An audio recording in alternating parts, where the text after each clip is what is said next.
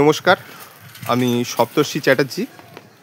আমি চলে এসেছি কাটোয়া একটা গ্রামে।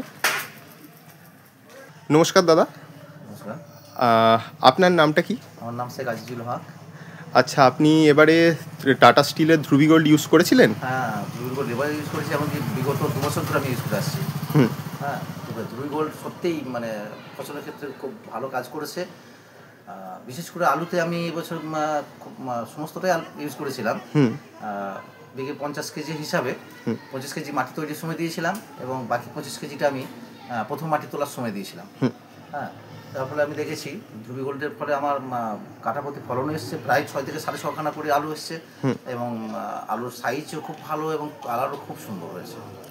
যখন আমাদের গাছ যখন খাবারগুলো পেয়েছে, এখানে যেগুলো আছে বোরন, জিঙ্ক, আয়রন ইত্যাদি যেগুলো এর মধ্যে আছে, এর ফলে পেস্টিসাইড যে পোকামাকড়ের আক্রমণ খুবই কম হয়েছে। হ্যাঁ, ধানেও ইউজ করেছি। ধানেও ২৫ কেজি হারে যেটা ডোজ, সেটা প্রথমে মাটি তৈরির সময় দিয়েছিলাম ১২.৫ কেজি হারে, তারপরে প্রথম চাপানোর সময় বাকিটা দিয়ে দিয়েছিলাম। হ্যাঁ, এরপরে ধানও খুব সুন্দর হয়েছিল। ধান এবছর আমার কাঠা প্রতি বস্তায় ধান হয়েছে, এমনকি খুব সুন্দর কালার হয়েছে। হ্যাঁ, আর রোগ ভোগটাও কম লেগেছে সেই তুলনায়।